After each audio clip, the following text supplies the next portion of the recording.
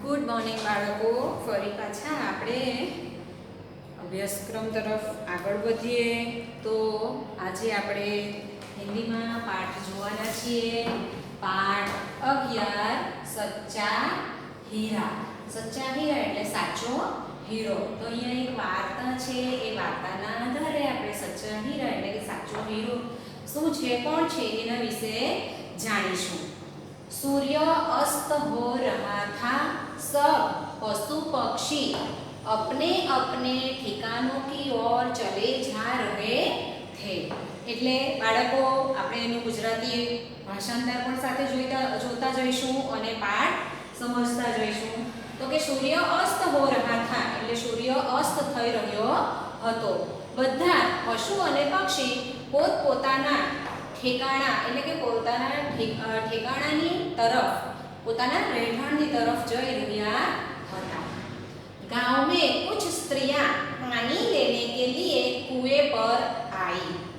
ગામમાં થોડી સ્ત્રીઓ પાણી લેવા માટે કૂવા પર આવી. कुछ पानी लेकर अपने घरों को लौट गई, पर मालती, मधु, कुसुम और उषा वहीं कुएं की पक्की जगह पर बैठकर इधर उधर की बातें करने लगी. કેટલાક પાણી લઈને પોતપોતાના ઘરે પાછી ફરી ગઈ. એટલે કેટલીક સ્ત્રીઓ પાણી લઈને પોતાના ઘરે પાછી ફરી ગઈ. પણ માલતી, મધુ, કુસુમ અને ઉષા એ ત્યાં જ કુએ કી પક્કી જગત એટલે કૂવાની ફરતે જે પાક્કું માટલાને બધું મૂકવા માટે બનાવેલું હોય એને એ કુએ કી પક્કી જગત એટલે કે ત્યાં કૂવો હોય એની ફરતે બનાવેલું હોય, પાક્કું જ હોય, જેના પર માટલાને બધું આપણે મૂકી શકીએ. એના પર બેસીને એ આમ તેમ બધી વાતો કરવા લાગી. बातचीत करते करते वे अपने अपने बेटों की प्रशंसा करने लगी. એ આ બાજુ તે બાજુની બધી વાતો કરતા હતા. જે ટૂંકમાં આપણે કહીએ કે ભાઈ પંચાત તેમ વાત કરતા કરતા એ બધા પોતપોતાના દીકરાની પ્રશંસા એટલે કે વખાણ કરવા લાગ્યા. બાળકો, આ એક ફકરો આપણો કમ્પ્લીટ થઈ ગયો છે. એના પ્રશ્નના જવાબ પણ આપણે જોતા જ જોઈશું. कि सूर्य अस्त हो रहा था तब क्या हुआ. तो कि सूर्य जब अस्त हो रहा था तब सब पशु पक्षी अपने अपने ठिकाने की ओर चले जा रहे थे. सब पशु पक्षी अपने अपने ठिकानों की ओर चले जा रहे थे. तब स्त्रियां क्या कर रही थी. तो कोई गांव में कुछ स्त्रियां पानी लेने के कुएं पर आई थी और कि पानी लेकर कुछ स्त्रियां अपने घरों की ओर लौट चली. तो पानी लेने आई स्त्रियों में कौन वहां पर रुक गई. तो कि मालती, मधु, कुसुम और उषा वहीं कुएं की पक्की जगत पर बैठ गई और वो क्या करने लगी. तो कि बैठकर उधर उधर की बातें करने लगी. स्त्रियां बातचीत करते करते क्या करने लगी. तो कि स्त्रियां बातचीत करते करते अपने अपने बेटों की प्रशंसा करने लगी. चलो बाळको, હવે બીજા ફકરા તરફ આગળ વધીએ. सबसे पहले मालती बोली, भगवान सबको मेरे जैसा बेटा दे. मेरा बेटा मुरली लाखों में एक है, उसका कंठ बहुत मधुर है. जब वह गाता है तो कोयल और मैना भी चुप हो जाती है. लोग बड़े चाव से उसका गाना सुनते हैं. तो સૌથી પહેલા માલતી નામની સ્ત્રી બોલી કે ભગવાન બધાને મારા જેવો દીકરો આપે. મારો દીકરો મુરલી લાખોમાં એક છે. એનો કંઠ અવાજ ખૂબ જ મધુર છે. જ્યારે એ ગાય છે તો કોયલ અને મેના પણ ચૂપ થઈ જાય છે અને લોકો બડે ચાવશે એટલે ખૂબ ધ્યાનથી આનંદથી એનો ગીત સાંભળે છે. तो सबसे पहले कौन बोली. तो कि सबसे पहले मालती बोली. सबसे पहले मालती क्या बोली. तो कि भगवान सबको मेरे जैसा बेटा दे. मेरा बेटा मुरली लाखों में एक है, उसका कंठ बहुत मधुर है. जब वह गाता है तो कोयल और मैना भी चुप हो जाते हैं. लोग बड़े चाव से उसका गाना सुनते है. जो मुद्दा शर्मा हो तो आ रीते आपणे मोटो सवाल लखी सकिए। चलो, मालती के बेटे का नाम क्या है? तो कि मालती के बेटे का नाम मुरली है। किसका कंठ बहुत मधुर है? तो कि मुरली का कंठ बहुत मधुर है। मुरली किससे अच्छा गाता है? तो कि कोयल और मैना से भी अच्छा गाता है। આવી રીતે આમાંથી પ્રશ્નો બનાવી શકાય અને પૂછી શકાય। ચલો આગળ જોઈએ। मालती की बात सुनकर मधु को लगा कि वह भी अपने बेटे की प्रशंसा करे। वह बोली, मेरा बेटा ज्ञान बड़ा विद्वान है। वह तो मानो साक्षात बृहस्पति का अवतार है। वह जो कुछ पढ़ता है तुरंत याद कर लेता है। उसे हजारों श्लोक याद है। હવે આ માલતીની વાત સાંભળીને તરત જ કોણ બોલ્યું? તો કે મધુ। मालती की बात सुनकर मधु को लगा कि वह भी अपने बेटे की प्रशंसा करे। એટલે માલતીની વાત સાંભળીને મધુને પણ એમ થયું કે હું પણ મારા દીકરાના વખાણ કરું। વહ બોલી એટલે મધુ બોલી, મારો દીકરો જ્ઞાન ઘણો વિદ્વાન છે। વહ તો એટલે એ તો જાણે સાક્ષાત બૃહસ્પતિ કા એટલે કે ગુરુનો જ અવતાર છે અને એ જે કંઈ પણ વાંચે છે એને તરત જ યાદ કરી લે છે એટલે એને યાદ રહી જાય છે અને એને હજારો શ્લોક યાદ છે। तो मालती की बात सुनकर कौन बोला? तो कि मालती की बात सुनकर मधु बोली। मधु ने किसकी प्रशंसा की? तो कि मधु ने अपने बेटे की प्रशंसा की। मधु के बेटे का नाम क्या है? तो कि मधु के बेटे का नाम ज्ञान है। ज्ञान कैसा है? तो कि ज्ञान बड़ा विद्वान है। मधु अपने बेटे के बारे में क्या कहती है? तो कि मधु अपने बेटे के बारे में कहती है, मेरा बेटा ज्ञान बड़ा विद्वान है। वह तो मानो साक्षात बृहस्पति का अवतार है। वह जो कुछ पढ़ता है तुरंत याद कर लेता है। उसे हजारों श्लोक याद है। એવું કોણ કહે છે? મધુ। કોના માટે? તો કે પોતાના દીકરા જ્ઞાન માટે। तो मालती के बेटे का नाम क्या है? तो कि मालती के बेटे का नाम मुरली और मधु के बेटे का नाम तो कि ज्ञान।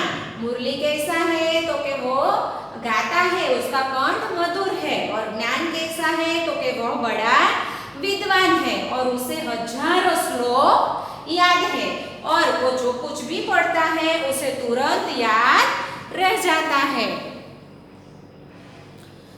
બાળકો, કુવેથી પક્કી જગત એટલે શું? મેં જે તમને કીધું ને કે કુવાની આજુબાજુ આવી રીતે આ જે બનાવેલું હોય એના ઉપર આ ઘડા મૂકીને પાણી ભરવામાં આવે અને એનો બેસવા માટે પણ આ ઉપયોગ કરવામાં આવે। એને કહેવાય કુવે કી પક્કી જગત। આ પગથાર, જેને ગુજરાતીમાં આપણે પગથાર કહીએ છીએ। ચાલો હવે જુઓ, આગળ આપણે જોઈશું પાઠ। यह सब सुनकर कुसुम भला कैसे चुप रहती? उसने अपने बेटे की तारीफ करते हुए कहा, मेरे बेटे सुशील की बराबरी कोई नहीं कर सकता। वह बहुत शक्तिशाली और बहादुर है। वह बड़े बड़े पहलवानों को पछाड़ देता है। आधुनिक भीम है वह। હવે માલતીની વાત સાંભળી, મધુની વાત સાંભળી એટલે એ બધાની વાત સાંભળીને કુસુમ વળી કેવી રીતે ચૂપ રહી શકે? એટલે यह सब सुनकर कुसुम भला कैसे चुप रहती? तो कि આ બધાની વાત સાંભળીને કુસુમ વળી કેવી રીતે ચૂપ રહી શકે?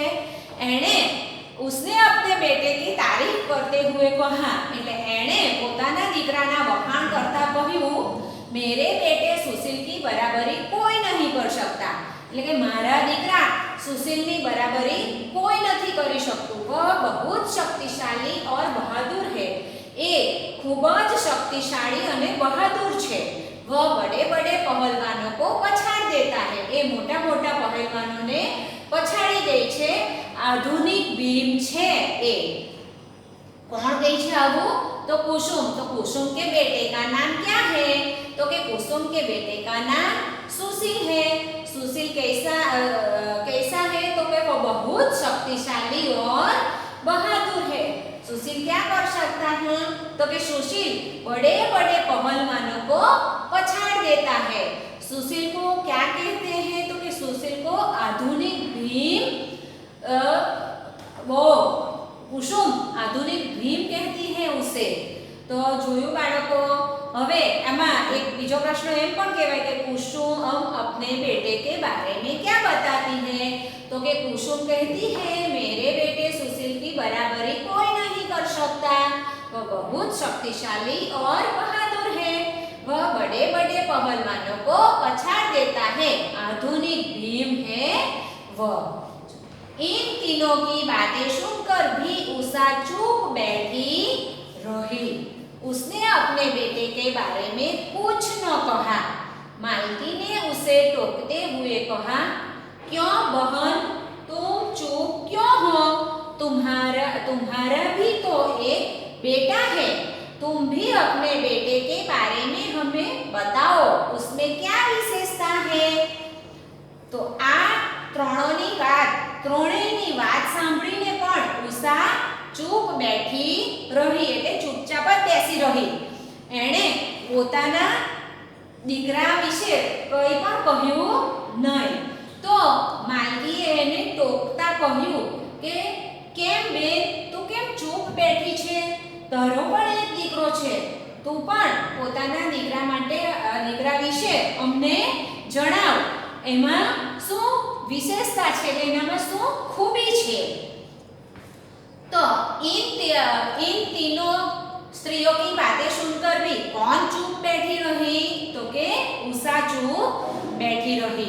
उषा ने क्या नहीं कहा? तो के उषा चुप बैठी रही और अपने बेटे के बारे में कुछ नहीं कहा। उषा को किसने टोका? तो के उषा को मालती ने टोका। उषा को मालती ने टोकते हुए क्या कहा? तो कि उषा को मालती ने टोकते हुए कहा कि क्यों बहन तुम चुप क्यों हो? तुम्हारा भी तो एक बेटा है। तुम भी अपने बेटे के बारे में हमें बताओ, उसमें क्या विशेषता है? આવી રીતે આમાંથી પ્રશ્નો બનાવીને પૂછી શકાય। उषा ने सहज भाव से उत्तर दिया, मेरे बेटे में कोई विशेष गुण नहीं है। न वो गंधर्व सा गायक है, न भीम सा बलवान और न ही बृहस्पति सा बुद्धिमान। वह तो बहुत सीधा साधा है। એટલે ઉષાને એકદમ નિર્દોષ ભાવે સહજ ભાવે જવાબ આપ્યો કે મારા દીકરાની અંદર કોઈ વિશેષ ગુણ નથી। ન તો એ ગંધર્વ सा ગાયક એટલે કે ખૂબ એમ જે ગાયવાનામાં प्रतिभाशाળી છે એવો ગંધર્વ જેવો ગાયક પણ નથી। ભીમ જેવો બળવાન શક્તિશાળી પણ નથી અને ગુરુ જેટલો બુદ્ધિમાન પણ નથી। એ તો ખૂબ જ સીધો સાધો છે। पास ही एक वृद्धा बैठी इन चारों की बातें सुन रही थी। इसके बाद जब चारों स्त्रियां घोड़े सिर पर रखकर घर लौटने लगी तो वह भी उनके पीछे पीछे चलने लगी। जे चारे स्त्रीओ हती जे बैठा बैठा बातों करती हती तो बाजुमां ज नजीकमां ज एक वृद्धा એટલે કે ઘરડા માજી પણ બેઠા હતા અને એ આ લોકોની વાતો સાંભળી રહ્યા હતા। અને ત્યાર પછી આ ચારે ચાર સ્ત્રીઓ એટલે મધુ, માલતી, ઉષા અને કુસુમ એ ચારે ચાર સ્ત્રીઓ પોતપોતાના પાણીના ઘડા માથા પર મૂકીને ઘર તરફ જવા લાગી। ત્યારે આ ઘરડી વૃદ્ધ માજી જે વૃદ્ધા હતા એ પણ એમની પાછળ પાછળ ચાલવા લાગ્યા। જો આપણે આ ચિત્રમાં જોઈ શકીએ છીએ કે આ ચારે ચાર સ્ત્રીઓ ઘોડે માથા પર મૂકીને જઈ રહી છે અને પાછળ માજી પણ જઈ રહ્યા છે। तभी किसी का मधुर स्वर सुनाई पड़ा। सुनकर मालती बोली, सुनो मेरा हीरा गा रहा है, तुम लोगों ने सुना? कितना मधुर है इसका कंठ। मुरली गीत गाता हुआ उनके पास से गुजर गया। उसने अपनी माँ की ओर आंख उठाकर भी नहीं देखा। ત્યારે જ કોઈનો એકદમ મધુર અવાજ સંભળાઈ પડ્યો। અવાજ સાંભળીને માલતી બોલી કે સાંભળો, મારો હીરો ગાઈ રહ્યો છે। તમે લોકોએ સાંભળ્યું? કેટલો મધુર મીઠો એનો અવાજ છે। અને આ મુરલી ગીત ગાતો એમની પાસેથી ગુજર ગયા એટલે પસાર થઈ ગયો. એણે પોતાની મા તરફ આંખ ઊંચી કરીને પણ નહીં જોયું. तभी मधु का बेटा ज्ञान गीता के श्लोकों का पाठ करता हुआ निकला. હવે આ માલતીનો દીકરો ત્યાંથી પસાર થઈ ગયો. પછી જરાક આગળ જતા મધુનો દીકરો જ્ઞાન એ ગીતાના શ્લોક બોલતો બોલતો ત્યાંથી નીકળ્યો. लग रहा था मानो सरस्वती उसके कंठ में विराजमान हो. मधु ने प्रसन्न होकर कहा, देखो यही है मेरी गोद का हीरा. परंतु वह भी माँ की ओर देखे बिना वहां से चला गया. એ ગીતાના શ્લોક વાંચતો વાંચતો ત્યાંથી જઈ રહ્યો હતો એટલે તરત જ મધુએ કીધું ખુશ થઈને કે જુઓ આ મારો દીકરો એટલે કે મારા કુખનો હીરો છે. એ ખુશ થઈને બોલી. અને જ્યારે આ જ્ઞાન ગીતાના શ્લોક બોલતો બોલતો ત્યાંથી જઈ રહ્યો હતો ત્યારે તો જાણે એવું લાગે કે પોતે સ્વયં સરસ્વતી માતા એના કંઠમાં એના અવાજમાં બેઠા છે. એટલા સરસ અવાજમાં એના શ્લોકો સંભળાઈ રહ્યા હતા. એ સાંભળીને બધું ખુશ થઈ ગઈ અને એને કીધું કે આ જ મારી કુખનો હીરો છે. પરંતુ આ જ્ઞાન પણ માને તરફ जरा पण जोया वगर ત્યાંથી ચાલ્યો ગયો. थोड़ी दूर चलने पर उन्होंने देखा कि एक युवक अकड़ता हुआ सामने से चला आ रहा है. उसका सीना तना हुआ है. चाल में हाथी जैसी मस्ती थी. वह कुसुम का बेटा सुशील था. सुशील भी मस्ती में चलता हुआ इन सब के पास से गुजर गया. ત્યાંથી થોડી દૂર આગળ ચાલતા ચાલતા ગયા એટલે એ લોકોએ જોયું કે સામેથી એક યુવાન એકદમ અકળાતો એટલે કે એકદમ આમ છાતી કાઢીને જાણે કે એકદમ આમ હાથીની જેમ ચાલ ચાલી રહ્યો હોય મસ્તીમાં એવી રીતે આમ છાતી પોળી કરીને ચાલીને આવી રહ્યો હતો. અને એ હતો કુસુમનો દીકરો સુશીલ. પણ સુશીલ બી પોતાની મસ્તીમાં જ ત્યાંથી એ જે બધી સ્ત્રીઓ હતી એની બાજુમાંથી એ પસાર થઈ ગયો. वे सब कुछ और आगे बढ़ी तो उन्होंने एक अन्य नव युवक को आते हुए देखा. ત્યાંથી થોડું આગળ આ બધી સ્ત્રીઓ આગળ વધી એટલે એમણે ત્યાંથી બીજા એક નવ યુવકને સામેથી આવતો જોયો. उसने दूर से इन स्त्रियों को सिर पर घड़ा उठाए देखा. એણે દૂરથી જ આ સ્ત્રીઓને જોયું કે પોતાના માથા ઉપર ઘડો ઉઠાવીને આવી રહી છે. વહ દોડકર इन सबके पास आया. એ દોડીને એ બધાની પાસે આવ્યો. उसने उषा के सिर से घड़ा उतारते हुए कहा, माँ तुम ये सब काम क्यों करती हो? ये मेरे काम है, तुम चलो. એ દોડીને એમની પાસે આવ્યો અને તરત જ એણે ઉષાના માથા ઉપરથી ઘડો ઉતારી લીધો અને એણે માને કહ્યું કે માં તું આ બધા કામ કેમ કરે છે? આ તો મારા કામ છે, તું ચાલ, ઘડા મેં લે આऊंगा, તું ચાલ, ઘડો હું લઈ આવીશ.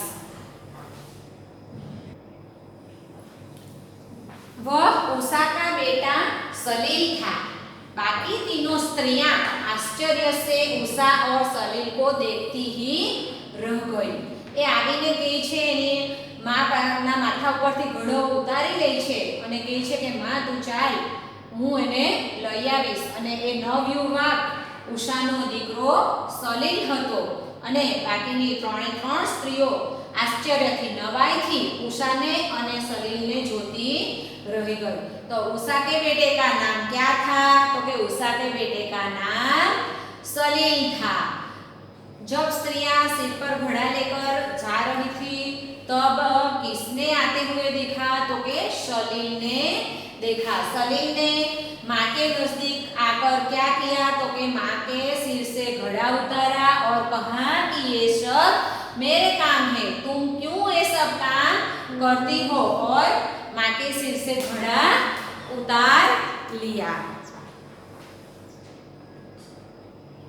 આ રીતે આમાંથી બાળકો પ્રશ્ન બની શકે. બાકીના પ્રશ્નો તો જ્યારે આપણે શ્રદ્ધે કરશું ત્યારે જોઈશું જ. ચલો આગળ પાઠ જોઈએ. मालती ने पीछे पीछे आ रही वृद्धा से पूछा, माँ जी आपने हम चारों के बेटे के बारे में सुना और उन्हें देख भी लिया. अब आप ही बताइए इनमें से सबसे अच्छा किसका बेटा है. तो मालतीए पाछળ આવી રહી પેલા વૃદ્ધા ઘરડા માજીને પૂછ્યું કે માજી તમે અમારા ચારે ચારના દીકરાઓ વિશે સાંભળ્યું અને એમને જોઈ પણ લીધા. હવે તમે જ કહો કે આ ચારમાંથી કોણ સૌથી સારો દીકરો છે. બાળકો અહીંયા એવો પ્રશ્ન બની શકે કે માલતીને पीछे आ रही वृद्धा से क्या पूछा. तो कि मालती ने पीछे आ रही वृद्धा से पूछा, माँ जी आपने हम चारों को बेटे के बारे में सुना और उन्हें देख भी लिया. अब आप ही बताइए इनमें से सबसे अच्छा किसका बेटा है. चलो तो आ बात સાંભળીને વૃદ્ધાને ઉત્તર દિયા એટલે કે આ વાત સાંભળીને આ ઘરડા માજી શું જવાબ આપે છે. તો કે मैंने यहाँ से कुछ युवकों को जाते तो देखा है पर बेटा तो मुझे एक ही दिखाई दिया जो कंधे पर घड़ा लिए आगे आगे जा रहा है. सच्चा हीरा वही है जो बेटा माँ को बोझ उठाते देखकर भी उसका बोझ हल्का नहीं कर सकता. वह कैसे सच्चा हीरा हो सकता है. तो आ मालतीनी વાત સાંભળીને માજી જવાબ આપે છે કે મેં અહીંયાથી કેટલાક યુવકોને જતા જોયા પણ દીકરો તો મને અહીંયા એક જ દેખાઈ દીધો. તે જે આગળ કંધે પર એટલે ખભા પર ઘોડો મૂકીને આગળ આગળ જઈ રહ્યો છે. સાચો હીરો તો એ જ છે જે દીકરો માને વજન ઉઠાવતા જોઈને પણ એનું વજન હલકું નથી કરી શકતો. એને સાચો એ કેવી રીતે સાચો હીરો હોઈ શકે. હવે આમાં એમ પણ પ્રશ્ન થાય કે માલતી के पूछने पर वृद्धा ने क्या उत्तर दिया अथवा तो वृद्धा ने क्या जवाब दिया. तो एમાં આ જવાબ આવી શકે. वृद्धा की बातें सुनकर तीनों का घमंड चूर चूर हो गया. वृद्धा ने बिल्कुल सही कहा था. सपूत वही होता है जो माता पिता की सेवा करता है. आ ઘરડા માજીની વાત સાંભળીને પેલી ત્રણ સ્ત્રીઓનું ઘમંડ એટલે કે જે અભિમાન હતું એ તૂટી ગયું. કેમ કે આ ઘરડા માજી બિલકુલ સાચી જ વાત કરેલી હતી કે સપૂત એટલે કે સારો પુત્રો એ જ હોય જે માતા પિતાની સેવા કરે. તો બાળકો આ વાર્તામાંથી આપણને એટલું પણ સમજવાનું મળે છે કે આપણે હંમેશા મા બાપનો બોજ એટલે કે વજન હલકું કરવું જોઈએ. અને એ એવી રીતે નહીં કે તમે એમના હાથનું વજન લઈ લો પણ એમનું કામનું ભારણ પણ ઓછું કરીને તમે એમનું વજન હલકું કરી શકો. તમે ખૂબ સરસ રીતે ભણો અને એમને પણ અત્યારે તમે એ રીતની પણ એમની સેવા કરી શકો. તો આ વાર્તામાંથી આપણે એટલું જ શીખવાનું છે કે હંમેશા આપણે માતા પિતાની સેવા કરવી જોઈએ. માતા પિતાને પગ દબાવવા હાથ દબાવવા એ જ સેવા નહીં કહેવાય પણ એમના કામમાં સહયોગ આપવાનો, એમના માટે કામ વધારે નહીં કરવાનું, આપણે આપણો અભ્યાસ જાતે કરી લેવાનો એ પણ એક પ્રકારની સેવા જ કહેવાય. ચાલો હવે આપણે આગળ જોઈએ શબ્દાર્થ. તો બાળકો આ શબ્દાર્થ છે અસ્ત. અસ્ત એટલે કે ડૂબવું, ડૂબના. વિદ્વાન એટલે કે બહુ પઢા लिखा. सीधा सादा એટલે કે भोला, खूब भोळो. जगत એટલે કે कुएं के चारों ओर बना गोल चबूतरा. साक्षात એટલે एकदम. वृद्धा तो के बुढ़िया. बृहस्पति तो देवताओं के गुरु એટલે ભગવાનના જે ગુરુ તેને બૃહસ્પતિ કહેવાય. ગુજર ગયા એટલે કે ચલા ગયા, ત્યાંથી પસાર થઈ ગયો. પ્રશંસા એટલે કે તારીફ, વખાણ. અવતાર એટલે રૂપ. વિરાજમાન એટલે શોભિત, મૌજૂદ. કંઠ એટલે અવાજ. બરાબરી એટલે સમાનતા. અપડના એટલે ઘમંડ કરના, હેઠના. ચાવ એટલે શોખ અને વિશેષતા એટલે ખાસ બાત. કંધા એટલે गर्दन और बाह के बीच का भाग જેને આપણે ખભો કહીએ. અને સપૂત એટલે અચ્છા પુત્રો, સારો દીકરો. બાળકો હવે ખાસ હિન્દી માટે તમારે સેમેસ્ટર 2 માટે નવી નોટ બનાવવાની છે. નવી નોટની અંદર નવા પાના પર પહેલા તો બાળકો ખાસ તમારે અંદર પણ તમારી નોટમાં નામ લખવાનું, ત્યાર પછી જમણા પાના ઉપર પાઠનો નંબર અને પાઠનું નામ ખાસ લખવાનું, અને ત્યાર પછી નીચે શબ્દાર્થ કરીને તમારે આ પુસ્તકમાં પાઠની નીચે જે શબ્દાર્થ આપેલા છે એમાંથી શબ્દાર્થ તમારે લખી લેવાના છે. તો સુંદર અક્ષરે બધા શબ્દાર્થ લખાઈ જવા જોઈએ.